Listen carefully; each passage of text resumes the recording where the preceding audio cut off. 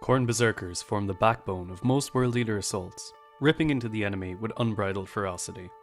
Millennia of warfare have seen these once noble warriors turn into barbaric butchers, armed and armoured in whatever they can scavenge from the battlefields. There is no uniformity in their ranks. Each marine fights as an individual, driven ever forward by the butcher's nails. Today, we will be looking at how you can customize your own Khorne berserkers and make them stand out on the tabletop.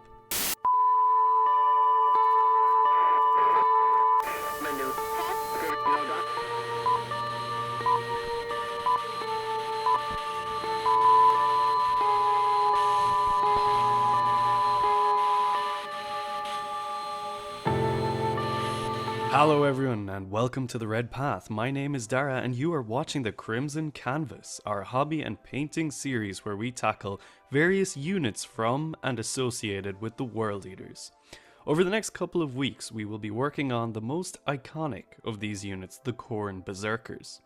Today's video will be all about converting and kitbashing custom berserkers for your warband, and in the next few videos we will look at paint schemes and specific techniques which you can apply to these models. Berserkers are the backbone of most World Eater armies, and probably every single collector will have at least one squad of them. The modern kit is wonderful. It offers a lot of room for customization without dipping into other kits and comes together very easily. One of the best aspects of this kit though is how easy it is to kitbash and convert. Thanks to the marine body chassis, it is effortless to do head and arm swaps, allowing you to add some unique flair to your models and customize them to suit your own personal aesthetic. Today, we will create a completely unique unit of Khorne berserkers using the basic kit and some extra ones. The end result will be a unit that immediately jumps out on the tabletop and has an interesting visual story to tell. The concept for this squad came to me when I wanted to build some berserkers to act as a bodyguard for my Master of Executions. I envisioned a group of warriors who had limited control of the butcher's nails and fought as a cohesive squad, somewhat harkening back to their old phalanx style of warfare. Of course, this video should be taken as inspiration rather than a tutorial. I want to showcase how easy it is to create something unique which starts out as a simple idea. And at the end of the video, I will show you some other completely different berserker conversions which present a much more barbaric aesthetic. So grab yourselves a brew and let's get into the video. To begin with this build, I chose a selection of torsos and legs which conveyed a more purposeful stride rather than the typical lunging poses of most berserker models. There's a few of these in the base kit, but to ensure that I could have a full squad without mirroring any poses, I also took some bodies from the Mark III Command Squad and a Chaos Legionnaire. It's important to start with a good base pose when building any model, as it will inform what arms you add, how you position them, and the overall dynamic of the miniature. Here we have 5 striding poses which convey both strength and weight, perfect for the idea that we're going for. Next, we're going to add some arms. Since this is a bodyguard squad, I thought it would be fitting if they all carried shields. Not only does this suit the theme for the squad, but it immediately makes them look unique next to other berserkers who typically wield pistols and melee weapons. I use the Mark III Command Squad again here for the shield pieces. I really like the combat shields that come in this kit. They aren't particularly ornate, which suited the build as I wanted it to look somewhat stripped back and simple. It also presents a lot of room for freehand and weathering when it comes to the painting stage. A key tip here, which is applicable to any and all conversions and kit bashes, is to match the arm positioning with the overall pose. One of the easiest mistakes to make is by combining pieces which don't suit the overall dynamic of the piece. It will look unnatural and off balance. For that reason, it's a good idea to first blue tack any arms on before you start gluing. This allows you to see if they suit the pose and also alter their positioning without having to worry about glue. Moving on now to attaching the weapon wielding arms. This part is generally tougher when it comes to selecting the right options. You've already created quite a lot of the miniature silhouette, so it's important to pick the right tool for the job, so to speak. A particular challenge for this build was finding the right weapon arms, since all the berserker melee weapons are left-handed, and the shields I used were also left-handed. In the end, I opted to pull from a selection of kits I had lying around. This included chainswords from the Raptor kit, a bolt pistol arm from the Berserkers, a sword from the Mark III Command Squad, and even a large, brutal-looking blade from the Varangard kit.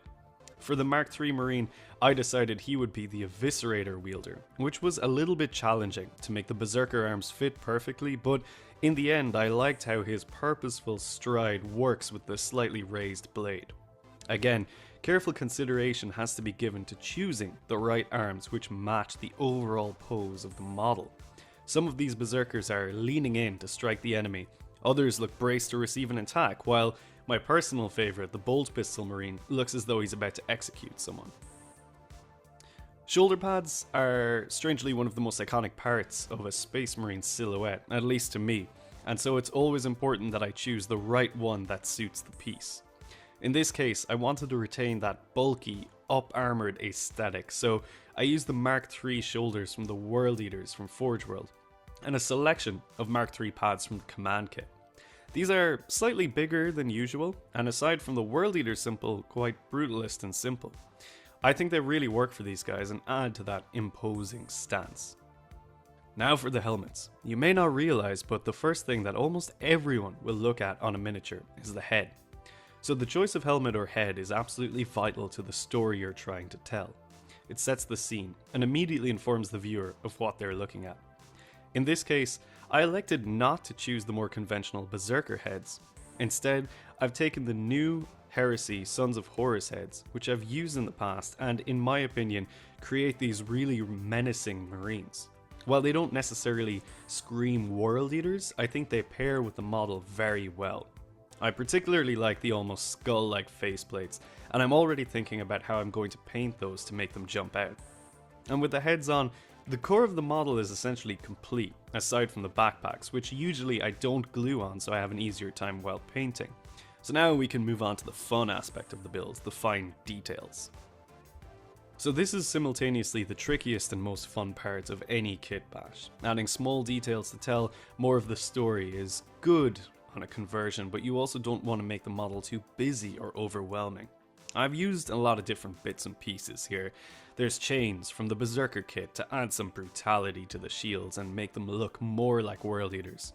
I've got trophy racks on the power packs to help sell that chaos image, particularly the 12th Legion, who are prone to impaling any skull they can find on a spike. I also use some jewellery chain here, wrapped around the wrist of a couple of guys to harken back to their gladiatorial background. You'll notice that overall, I'm not doing too much here, and part of that is to preserve the simplicity of the squad, but the primary reason is to not detract from the main focus and stance of the miniature.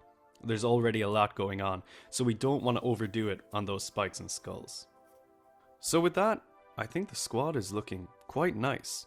Overall, they've got a cohesive look together, but they completely stand out from a typical Berserker. It's quite clear that they are somewhat more in control of their violent tendencies, and I think they're very well suited to the bodyguard role.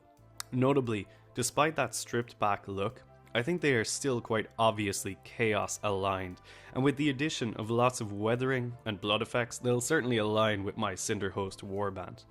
But of course, there's lots of other ways that you could take this build, so before we wrap things up here, I'm going to showcase some of my favourite recent conversions that I've done, which might provide some additional inspiration for you all.